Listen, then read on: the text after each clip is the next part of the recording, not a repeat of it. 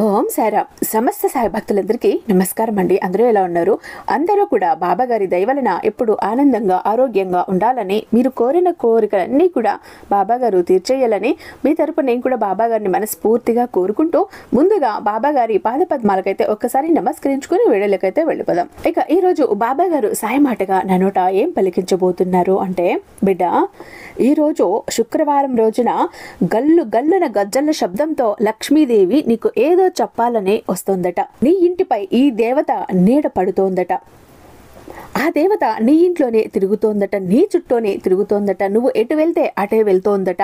ఆమె నీకు ఏదో చెప్పాలని అనుకుంటుందట, నిన్ను ఏదో అడగాలని అనుకుంటుందట. అదేంటో నువ్వు తెలుసుకోవాలట. ఆమె అయితే ఈ రోజు కొత్తగా రాలేదట.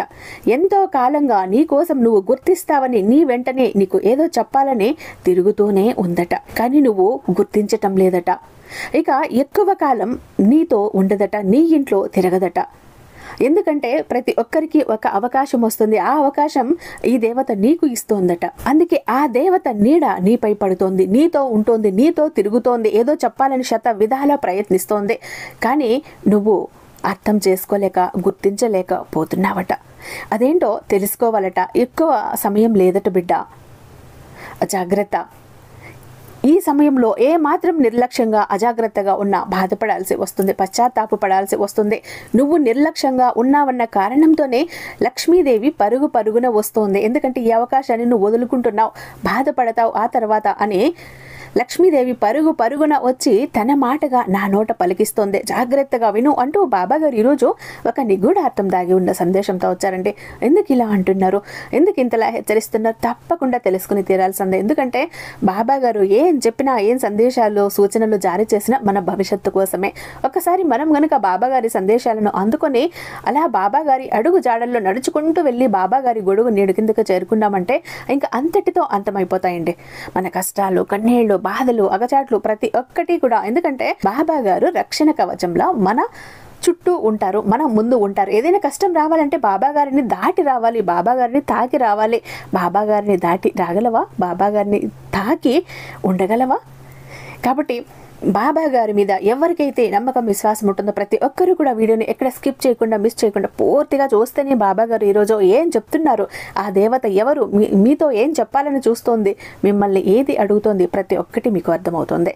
అలాగే మన వీడియోకి ఇంకా లైక్ ఇవ్వకపోతే ఒక చిన్న లైక్ ఇచ్చేసేయండి. మన ఛానల్ని ఫస్ట్ టైం చూస్తున్నట్లయితే ఛానల్ని సబ్స్క్రైబ్ చేసుకుని మీ సపోర్ట్ నాకు అందివ్వండి. ఇక మనకు తెలిసిన గురూజీ అండి, అయినా నా పర్సనల్గా కూడా ఎన్నో ప్రాబ్లమ్స్కి నాకు సొల్యూషన్ అన్నది ఇచ్చారండి. దిక్కుతోచని స్థితిలో ఉన్నప్పుడు కూడా నేను ఒక్కసారి కాల్ చెయ్యగానే నా ప్రతి ప్రాబ్లంకి సొల్యూషన్ అవి అందిస్తూనే ఉన్నారు. కాబట్టి నేను ఎంత నమ్మకంగా చెప్తున్నాను. నేను ఒక్కదాన్నే కాదండి, ఎంతో మంది నాకు పర్సనల్గా కూడా మెసేజ్ చేస్తుంటారు, గురువు గారి వల్ల మా ప్రాబ్లమ్స్ చాలా వరకు క్లియర్ అయ్యాయి, మేము ఎంతో హ్యాపీగా ఉన్నాము అంటూ. మీకు కూడా ఎలాంటి ప్రాబ్లమ్స్ ఉంటాయి ఇక్కడ ఒక్కసారి కాంటాక్ట్ అయ్యి చూడండి. శ్రీ షిరిడి సాయిబాబా ఆశీస్సులతో జ్యోతిష్యం చెప్తారండి గురూజీ సుబ్రహ్మణ్య రాజు గారు. వీరి మొబైల్ నెంబర్ 9666987322. మీకు ఎలాంటి సమస్య ఉన్నా చిటికలో పరిష్కరించి చేస్తారు. ప్రేమ, పెళ్లి, ఉద్యోగం, రాజకీయం, విదేశీ ప్రయాణం, ధనం నిలకడగా లేకపోవటం, భార్యాభర్తల మధ్య గొడవలు, ఆస్తి తగాదాలు, అప్పుల బాధలు, స్త్రీ పురుషులకు ఎటువంటి గుప్త సమస్యలు ఉన్నా #1 వశీకరణ స్పెషలిస్ట్. అలాగే మీ మీద, మీ ఇంటి మీద చెడు ప్రయోగం జరిగి ఉన్న నరదృష్టి, నరఘోష, సంతాన సమస్యలు, మానసిక సమస్యలు, గుప్త సమస్యలు, ప్రతి ఒక్క ప్రాబ్లంకి కూడా చక్కటి సొల్యూషన్ అన్నది అందిస్తున్నారండి. మీ వివరాలని చాలా సేఫ్ అండ్ సెక్యూర్గా ఉంటాయి. ఇక్కడున్న మీకే కాదు, దేశ విదేశాల్లో ఉన్న వారికి సైతం అందుబాటులో ఉంటారు.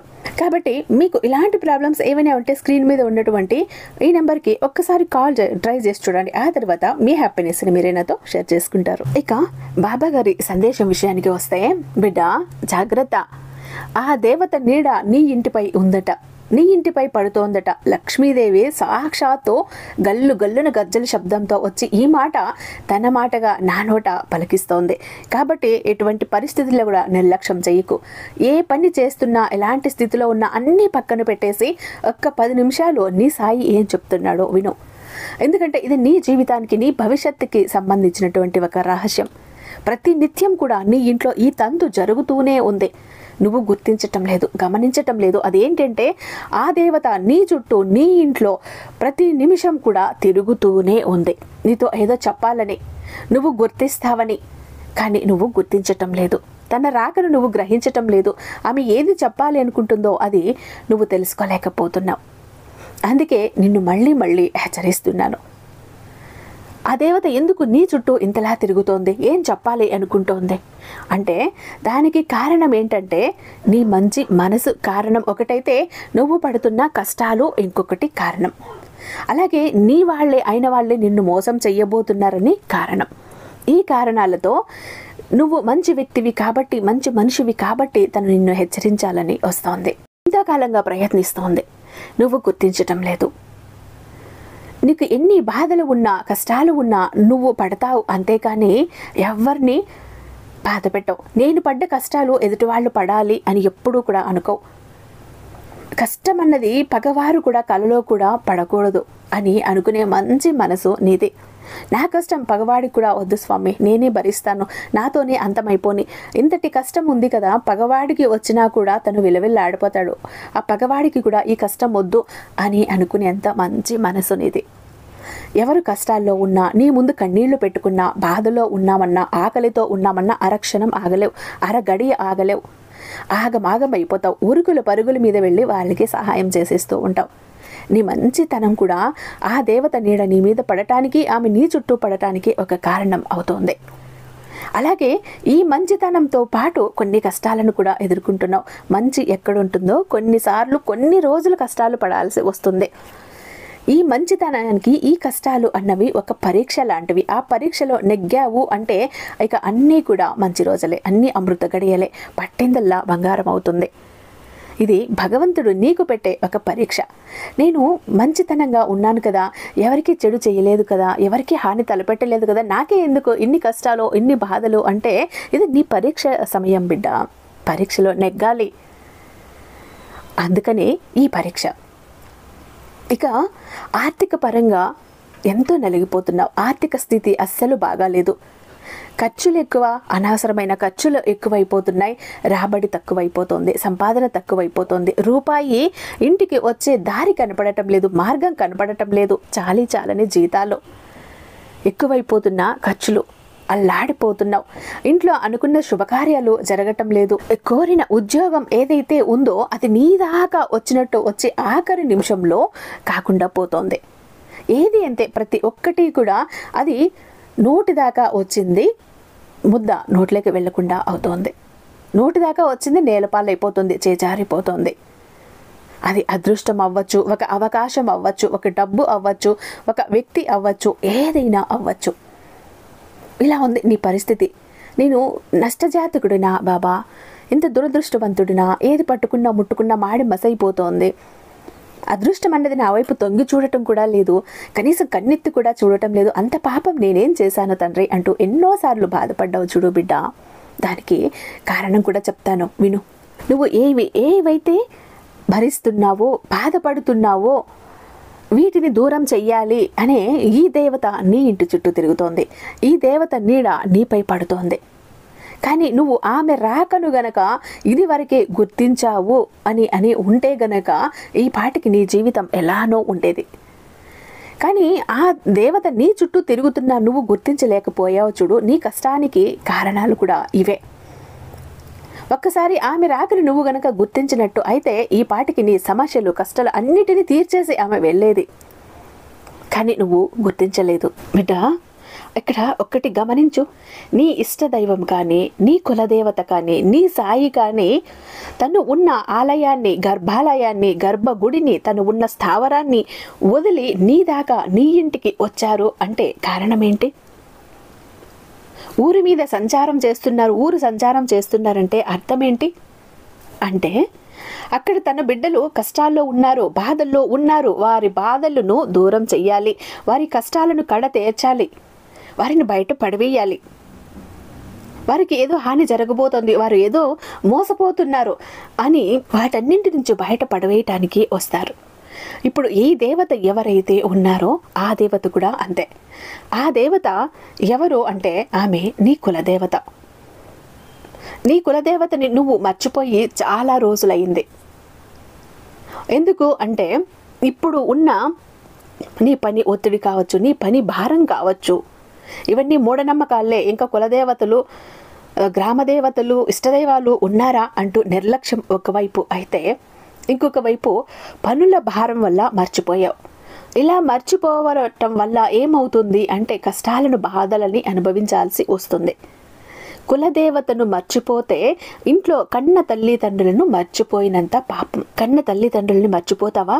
నీ కష్టాలను సుఖాలను చూసి కన్న తల్లిదండ్రులను ఎలా అయితే మర్చిపోకుండా గుర్తు పెట్టుకుంటావో జీవితాంతం, అలాగే నిన్ను, నీ ఇంటిని, నీ వంశాన్ని, వారి తరతరాల్ని కాపాడుతూ వస్తున్న కులదేవతను మర్చిపోతే ఆమె కరుణ కటాక్షాలు నీ మీద ఎలా ఉంటాయి బిడ్డ? మర్చిపోయావు, అందుకే ఇన్ని బాధలు పడుతున్నావు. కానీ ఆమె కులదేవత అంటే కన్న తల్లి కంటే ఎక్కువ కదా. మనసు ఊరుకోలేదు. ఆమె మమకారంతో నీ దగ్గరికి పరుగున వచ్చింది. ఎందుకంటే నా బిడ్డ నన్ను తలవని కొలవని, తలవకపోని కొలవకపోని నా బిడ్డ బాధలు పడుతున్నాడు, కష్టాలు పడుతున్నాడు, తన కష్టాలను తొలగించాలి, ఇలా కష్టాల్లో వదిలేయటం మంచిది కాదు, తల్లిగా నా మనసు ఒప్పుకోవటం లేదు అని నిన్ను ఆ కష్టాల నుంచి బయట పడవేయాలని, నీకు ఏదో చెప్పాలని, మార్గం సూచించాలని నీ చుట్టూ నీ వెంటే తిరుగుతూ ఉంది.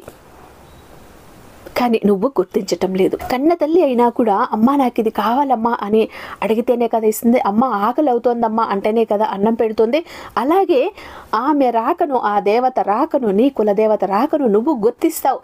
అమ్మ నా కష్టాలన్నింటినీ దూరం చెయ్యి, నన్ను వీటి నుంచి బయట పడవేయి, నాకు మంచి దారి చూపించు, నాకు రక్షణగా ఉండు, నన్ను నా కుటుంబాన్ని కాపాడమ్మా అని ఒక్క మాట అడుగుతావు అని ఆమె ఎదురు చూస్తూ ఉంది. కానీ నువ్వు గుర్తించలేదు, నీ నోటి వెంట ఆ మాట రాలేదు. కానీ నువ్వు అడుగుతావని ఎదురు చూస్తూనే ఉంది, గుర్తిస్తావని ఆమె తిరుగుతూనే ఉంది. ఎక్కువ సమయం లేదట బిడ్డ. నీ ఇష్టదైవం, నీ కులదేవత ఎవరు ఉన్నారో ఆవిడ రాకను గుర్తించు, ఆమెను తలుచుకో, ఆమెను కొలుచు. నీకు తెలియకపోతే నీ పెద్దవాళ్ళని ఒక్కసారి అడుగు, నీ పూర్వీకులను ఒక్కసారి అడుగు, వారు చెప్తారు.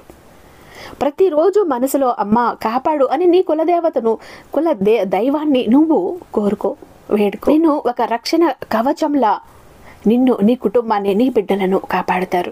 నీ ప్రతి కష్టం నుంచి బయటపడవేస్తుంది, నీ ప్రతి బాధ నుంచి బయటపడవేస్తుంది. నీతో చెప్పాలనుకుంటున్నది కూడా ఆమె ఇదే. గుర్తించు, నీ కష్టం ఏదో, నష్టం ఏదో నాతో చెప్పుకో, నేను తీరుస్తాను అని చెప్పడానికి తెగ తాపాత్రయ పడిపోతుంది. అమ్మలగన్న అమ్మ, జగాలను ఏలేటి తల్లి నీ దగ్గరికి వచ్చింది, నిన్ను గుర్తించలేకపోతున్నావు. తను ఉన్న స్థావరాన్ని, తను ఉన్న ఆలయాన్ని, తను ఉన్న గుడిని, గర్భగుడిని వదిలి నీ దగ్గరికి కదిలి వచ్చింది, తరలి వచ్చింది. అమ్మ ఎప్పుడు ఒక్క మాట చెప్తుంది తెలుసా బిడ్డ? ఎవరు మనస్ఫూర్తిగా నన్ను శరణు కోరుతారో వారికి కష్టము కూడా కలగనివ్వను, వారికి కన్నీరు కూడా రానివ్వను అని చెప్తుంది. అందుకే అమ్మకి ఎవరు తెలుసుకొని శరణు వేడు, నీ కష్టాలన్నీ కూడా తొలగిపోతాయి. సాక్షాత్తు లక్ష్మీదేవి నీతో ఈ మాట చెప్పాలనే శుక్రవారం రోజున ఈ సందేశం నీకు పంపిస్తోంది. ఎందుకంటే ఎంతో కాలంగా జరుగుతోంది ఈ తంతు, నువ్వు గమనించలేకపోతున్నావు. ఇక ఇలా ఉంటే ఆ సమయం కాస్త గడిచిపోతుంది, పుణ్యం కాలం కాస్త మించిపోతుంది. ఆ తరువాత ఆ దేవత వెళ్ళిపోతుంది. ఇక ఈ వ్యక్తి, ఈ భక్తుడు ఇలా కష్టాలతో కన్నీళ్లతో అలమటించిపోతాడు అని సాక్షాత్తు లక్ష్మీదేవి గల్లున గజ్జల శబ్దంతో తరలి వచ్చింది, నీకు ఈ సందేశాన్ని అందిస్తోంది. అది నీ సాయి ద్వారా పలికిస్తోంది. ఇప్పటికైనా మేలుకుంటావా? తెలుసుకుంటావా? నీకేం కావాలో అమ్మను కోరుకుంటావా? అమ్మ రాకని గుర్తిస్తావా? గుర్తించు, కోరుకో, అమ్మని తలుచుకో. నీ జీవితం మారిపోతుంది, బంగారుమయమైపోతుంది, ఆనందమయమైపోతుంది. నీ ఇల్లు ఒక నందనవనంలా మారిపోతుంది. నీ ఇంట్లో ఆనందం తాండవం చేస్తుంది బిడ్డ. ఇదివరకు ఏదైతే బాధలు పడ్డావో, అప్పులు బాధలు కానీ, ఆర్థిక బాధలు కానీ, నువ్వు చేస్తున్న పనిలో ఏది కలిసి రాక, అదృష్టం అన్నది నీ వైపు తొంగి చూడక, కష్టాల కడలో కొట్టి మిట్టాడుతూ ఇంతకాలం ఎలా అయితే గడిపేశావో అవన్నీ ఎవరో చిటికి వేసినంతలో తీరిపోతాయి. ఎవరో చెయ్యి పెట్టి మొత్తం లాగి పక్కకు పడేసినట్టు తీరిపోతాయి. అంత సులాగ్గా నీ ప్రతి కష్టము కూడా తీర్చాలని సాక్షాత్తు నీ కులదేవత నీ చుట్టూ, నీతో, నీ ఇంట్లోనే తిరుగుతోంది. ప్రతి నిమిషం, ప్రతి క్షణం వెంబడిస్తోంది, నీ వెంట వస్తోంది. కానీ నువ్వు గుర్తించట్లేదు. ఎందుకంటే నీ పరిస్థితి కూడా అలానే ఉంది. ఒకవైపు బాధలు, ఒకవైపు అగచాట్లు, ఇంకొక వైపు మనశ్శాంతి లేదు, ఇంకొక వైపు కుటుంబంలో చికాకులు, చిరాకులు, నీ పరిస్థితి ఎలా ఉందంటే అంత గందరగోళంగా, చిందరవందరగా, అయోమయంగా ఉంది. ఇక నీ మనసులో, నీ ఆలోచనలో ఇంత చెత్త పెట్టుకొని ఉంటే నువ్వు ఇంకా దేన్నైనా గమనించగలవా, గుర్తించగలవా? అందుకే ఈరోజు నీ సాయి పని గట్టుకొని మరీ వచ్చాడు నిన్ను హెచ్చరించాలని. కాబట్టి జాగ్రత్త. నీ ఆ దేవత ఎవరో తెలుసుకో, ఆ కులదేవత ఎవరో తెలుసుకో, ఆమెను తలువు, ఆమెను కొలువు. నీకు అంతా కూడా మంచి జరుగుతుంది. ఎక్కువ సమయం లేదు తల్లి, ఆలోపు జాగ్రత్త పడు, తెలుసుకో. నీకు జన్మనిచ్చిన కన్న తల్లిదండ్రులను మర్చిపోతే ఎంత పాపమో, నీ తరతరాల్ని, నీ వంశాన్ని, నీ బిడ్డలని కాపాడుతూ వస్తున్న కులదేవతను మర్చిపోతే కూడా అంతకంటే అంతకు పాపం. కష్టాలు వస్తాయి, బాధలని అనుభవించాల్సి వస్తుంది. ఎందుకు అంటే మరి కులదేవత అంటే రక్షిస్తూనే ఉండాలి కదా, కన్నతల్లి అంటే కూడా రక్షిస్తూనే ఉండాలి కదా బాబా. మీరు తప్పులు చేసినా, ఒప్పులు చేసినా, మర్చిపోయినా అని అంటే అది ఎలా అవుతుంది బిడ్డ? ఇప్పుడు అమ్మ ఉంటుంది, అమ్మను నువ్వు పూర్తిగా మర్చిపోతావు, పలకరించవు, ఆమె తిన్నదా ఉన్నదా అని కూడా పట్టించుకోవు. ఆమెకు కూడా మనసు బాధ కలుగుతుంది కదా, అమ్మ కూడా అలుగుతుంది కదా, కన్నీళ్లు పెట్టుకుంటుంది కదా. నా బిడ్డ నన్ను మర్చిపోయాడు చూడు, ఇంతకాలం కూడా నన్ను పలకరించలేదు, చిన్నప్పటి నుంచి అల్లారు ముద్దుగా పెంచుకున్న నా బిడ్డ, అరచేతుల్లో పెట్టి పెంచుకున్న నా బిడ్డ ఈరోజు పెద్ద అయ్యాక వాడి బంధాలు అన్నీ ఏర్పడేసరికి నన్ను మర్చిపోయింది. సర్లే, తను ఎన్ని రోజులకు వస్తుందో రానివ్వు, ఈ అమ్మ ఎంతకాలానికి గుర్తు వస్తుందో గుర్తు రాని, అంతవరకు నేను కూడా ఎదురు చూస్తాను అని అమ్మ బెట్టు చేస్తుంది చూడు, అలుగుతుంది చూడు. అలానే కులదేవత కూడా, అమ్మకు కూడా కోపం వస్తుంది, అలుగుతుంది.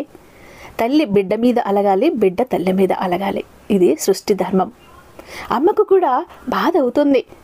తనని ప్రతి నిమిషం కాపాడుతూ వస్తున్నాను, కంటికి రెప్పలా కాపాడుతూ వస్తున్నాను, ఏ కష్టం తన దగ్గరికి దరి చేరనివ్వకుండా కాపాడుతున్నాను, తనని, తన బిడ్డల్ని, తన వంశాన్ని, తరతరాల్ని కాపాడుకుంటూ వస్తున్న నన్ను కనీసం అమ్మా అని పిలవటానికి కూడా సమయం లేదా, నోరు రావటం లేదా?